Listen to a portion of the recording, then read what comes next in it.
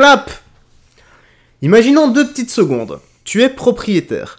Des squatteurs arrivent chez toi et prennent ta propriété et ça devienne la leur, plus la tienne. Tu essaies de tout faire au niveau de la justice et ça ne mène à rien. Est-ce que toi, tu détruirais ton logement ou pas du tout? Parce que c'est un peu le débat d'aujourd'hui, donc direction TPMP, où tu as un propriétaire qui a pété un câble et qui a détruit son logement, son immeuble. On va en savoir plus. On va commencer, c'est assez long, donc petit like et commentaire pour le soutien et le référencement, et là... comme je dis, c'est assez long, parce que si je parle, c'est vrai que ça va devenir encore plus long. On va laisser parler. On va vous demander votre avis, hein, 20h29, on est en direct bien entendu. Le propriétaire d'un immeuble de 2 étages à Brest a détruit son logement pour faire fuir des squatteurs roumains.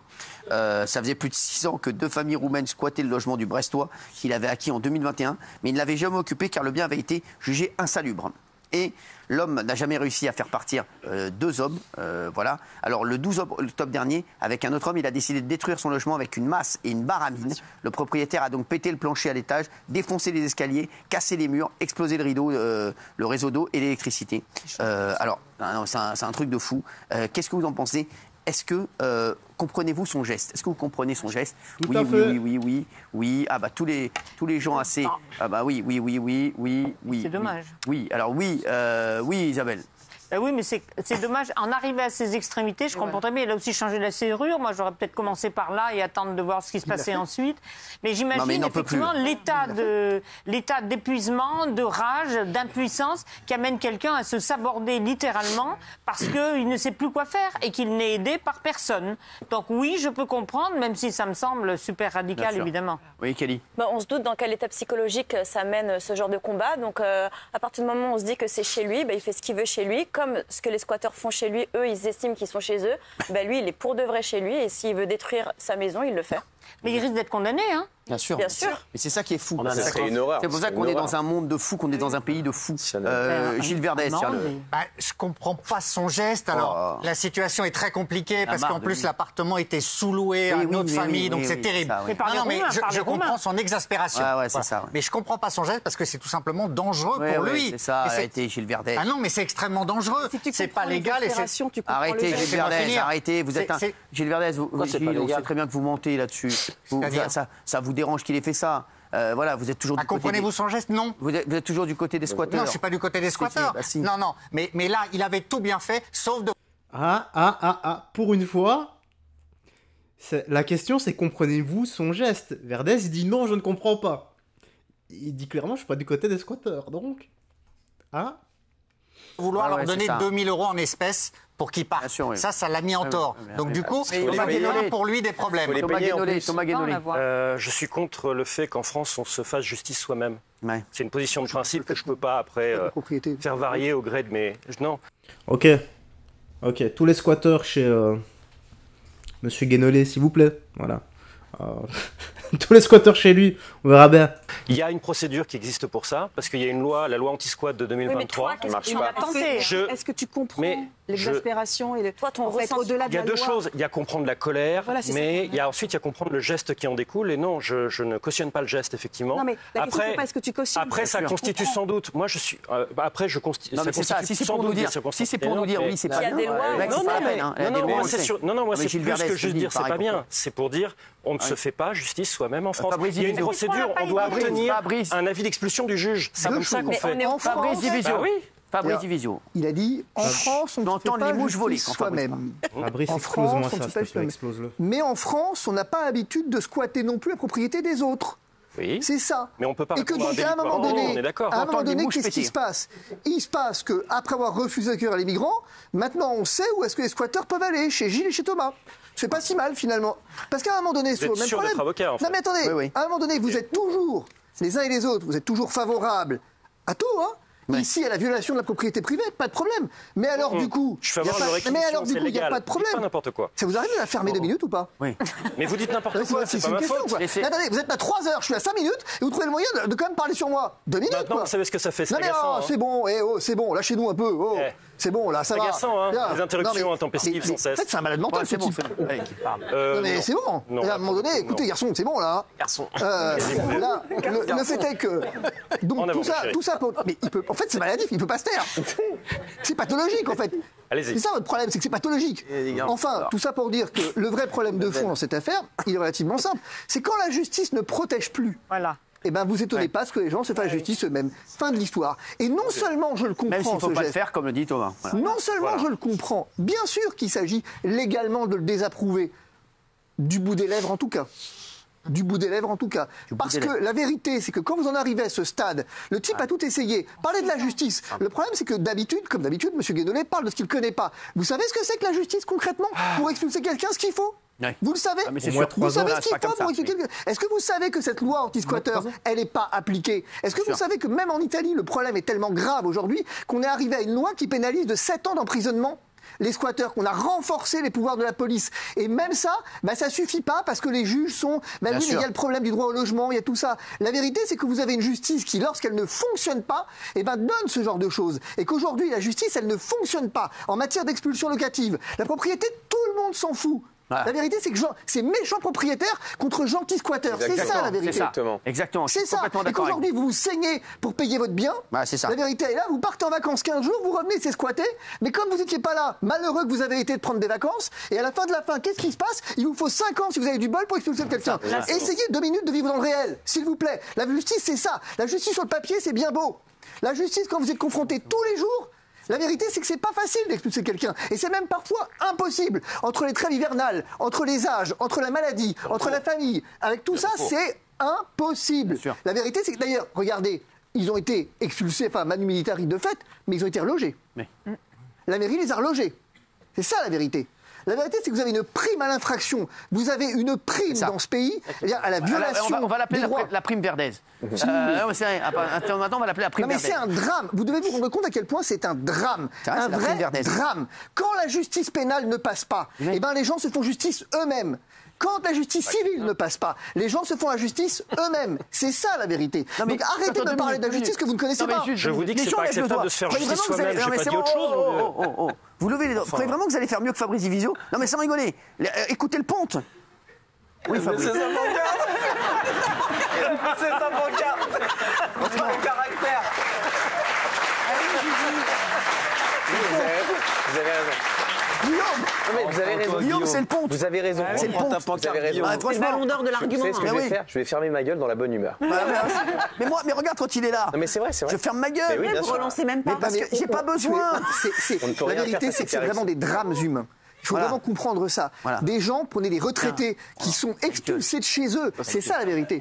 C'est que vous arrivez à une inversion des valeurs qui fait que c'est le propriétaire qui se retrouve complètement démuni et viré de chez lui. Fabrice, tu fais pas comme ça quand Fabrice parle. J'ai retiré le geste. Je fais juste comme ça. Tu fais pas comme ça quand Fabrice parle. Je fais pas. Je retire. Je retire le geste comme ça. C'est un ponte.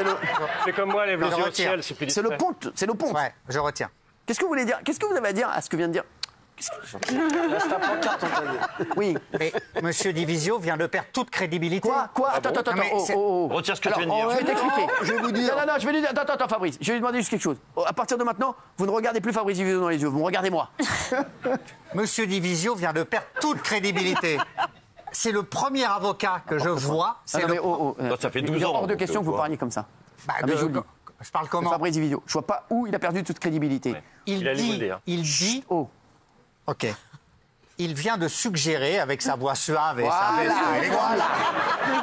Voilà. C'est mieux. Peut-être on avait le droit de se faire justice lui-même. Non, il n'a pas dit ça. Mais il a exactement dit ça. J'ai dit ça. Il n'a pas dit ça. Il n'a pas dit ça. Non. C'est un sketch. C'est un sketch. vous venez de lui couper la parole, c'est rigolo. raconter de conneries. Vous avez bien le droit de faire pareil. Attendez. La déontologie. Que vous pigez rien, c'est une chose. La déontologie, Non, alors, que vous pigez rien, c'est une chose. Mais que vous me fassiez dire ce que j'ai pas dit, absolument pas. J'ai pas dit qu'ils avaient le droit de se faire justice eux-mêmes. La question, c'est pas s'ils ont le droit. Vous savez, lire, c'est important de temps en temps. Comprendre les mots, les lettres qui s'assemblent, tout ça, ça fait des phrases et tout ça. Comprenez-vous? La réponse est oui. Oui, je comprends. Et venez pas me dire ici. Non. Jamais, je ne justifierai jamais en tant qu'avocat le fait de se faire justice soi-même. Ce que je dis juste, c'est que pour répondre à Thomas Guénolé sur ce point, certes, il y a des procédures, mais ces procédures, elles ne sont pas efficaces. Et elles ne sont pas efficientes. C'est ça la vérité. Voilà, merci. Et que si ces procédures étaient efficientes, il n'y aurait pas de débat là-dessus. Le problème, c'est quand on a 12 ans, le mec, ça fait 12 ans qu'il squatte, quoi. Donc ça fait 12 ans qu'on n'a pas réussi à l'expulser. Et donc, qu'il vient squatter chez vous. Ah bah voilà. Arrêtez. La vérité, c'est ça. Non, mais à un moment donné, si vous approuvez, non mais si vous voulez, il faut assumer jusqu'au bout à un moment donné. On ne peut pas tout le temps, si vous donnez des leçons aux autres sans les assumer. Si vous êtes favorable à l'idée d'un émiettement de la propriété privée, dont acte. Et pour un émiettement, les portes de votre logement, quand vous quittez votre domicile, rassurez-moi, ou pas d'ailleurs, vous fermez à clé ou pas? Mais qu'est-ce que vous en avez à faire? Répondez-moi, vous fermez à clé ou pas? Je ne réponds pas, je fais ce que je veux chez moi. Non, c'est intéressant parce que si vous ne fermez pas à clé, donc vous acceptez l'idée que quelqu'un... Non mais attendez, je suis pour les réquisitions de logement. Attendez, si vous ne fermez pas à clé, vous acceptez l'idée qu'on puisse venir squatter votre logement. Ferme à clé. Si vous fermez à clé. Pourquoi? Je viens de le dire à Cyril Hanouna, je ferme à clé. Vous voulez que je vous dise pourquoi il ferme à clé? Parce que l'amende Fatou n'a pas la clé. J'ai checké pour la dernière fois. C'est important encore. Non mais... La vérité, et vous le savez, le problème, vous savez que le problème de ce pays, c'est ça que vous incarnez, et c'est ça que je combats. C'est cette gauche qui finalement, à un moment donné, passe son temps à parler de la liberté de violer les droits des autres. Non mais s'il vous plaît, là, le mec se fait humilier. Mais comment tu peux lâcher ça comme ça et sourire? Le mec se...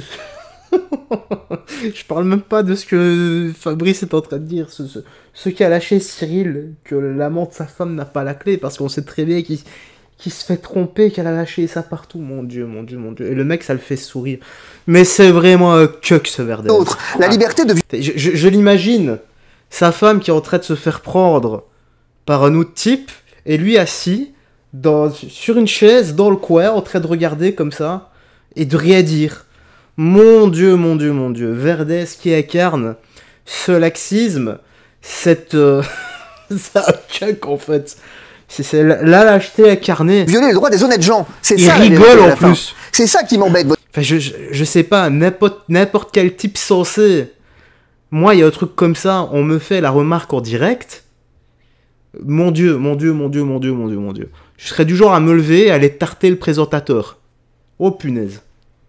Voyez-vous, c'est que dans cette histoire, vous avez un type qui en est arrivé, comme le disait tout à l'heure quelqu'un, à un acte... Je suis pas violent, les gars. Mais là, un truc comme ça, me faire humilier devant tout le monde. Non. Ah non, j'y arriverai pas. Mais bon, chez Verdez, c'est connu. Il adore ça. Désespoir, quoi. Bien. Comment on a pu en arriver là? Comment on a pu en arriver là? On en est arrivé là parce que la justice a fait qu'il en est arrivé là. Quand la justice républicaine ne passe pas, voilà. Et ben la vérité, c'est qu'à un moment donné, les gens sont réduits à se faire justice eux-mêmes. Et c'est vrai dans tous les domaines. Dans tous les domaines. Code de déontologie, maître. Code de déontologie. Excusez-moi, Cyril. Non, juste, Valérie, je viens de voir un geste qui m'a énormément fait monter la pression. Gilles Verdez a fait comme ça. Non. C'est grave. À Fabrice Ivisio. On peut revoir le ralenti ou pas? Non, je vous le dis. Alors, redites-lui, vous voulez dire. Ah non mais votre déontologie, vous vous en foutez, vous dites au bout d'un moment, on comprend les gens, mais vous vous rendez compte pour un avocat, ma déontologie, une responsabilité, ma déontologie, elle me commande précisément de comprendre. Parce que si vous voulez lutter contre des phénomènes, il faut essayer de les comprendre d'abord. Exactement. Et que si vous ne comprenez pas le désespoir de cet homme, et ben alors concrètement, vous n'arriverez jamais à faire des lois en conséquence. Voilà. Pour lutter contre celui-ci. Et les deux là. Pourquoi les deux? Moi, j'étais pas sur la même ligne que lui déjà. Si, t'es pareil. Et en plus, lâcheur, ça les boules, hein. Lâcheur. Moi, je suis pas pour le squat, je suis pour les réquisitions de logements vides. Donc, je rappelle qu'elles sont indemnisées. Elles sont indemnisées. C'est tellement facile qu'on n'est pas concerné. C'est tellement facile qu'on est là. C'est tellement facile qu'on a le QVC à la casse-bac, on est bien payé comme ça, de donner des leçons à tout le monde. T'es pas avec les gens qui habitent à Calais, qui subissent les migrants, les exactions des migrants. Toi, tu veux leur donner des papiers à tout le monde. Mais lui, il faut tout donner. Des logements réquisitionnés, etc. C'est tellement facile de dire deux trucs, ils n'ont pas le droit. Est-ce que vous imaginez il y a un embouteillement sur la chaîne judiciaire par ailleurs. Vous imaginez un truc là, il y a un mec qui arrive, vous êtes en vacances, le mec il arrive, il squatte votre logement, il s'installe avec la famille, et là, vous pouvez plus rien faire. Vous pouvez plus rien faire. Vous vous retrouvez en dehors de chez vous, expulsé de chez vous. Voilà, mais et ils vous s'en venez foutent. m'expliquer qu'on comprend pas ce geste, mais bien sûr qu'on le comprend. Évidemment qu'on le comprend. On ne peut que le comprendre. C'est évident. Réponds. Non, pas nécessairement en fait. Comme un rond de C'est vrai, ouais. Mais c'est lui qui m'a Faites des gestes de la tête, faites des gestes de la tête au moins. Non mais ça fait 10 fois qu'il répète la même chose. Qui? Lui, Maître Division. Non mais je les répète pour que vous les compreniez. Ouais. Mais vous voulez que je vous dise Non mais je les répète parce que pour vous c'est pas très simple de comprendre la première fois. Donc on se dit que la dixième fois, c'est le premier avocat hors la loi. hors la loi. Vous avez pas lu le code pénal? C'est pas les squatteurs, les hors la loi, c'est lui. Attendez. C'est pas les squatteurs hors la loi, c'est lui. Bravo, Jean-Michel, bravo.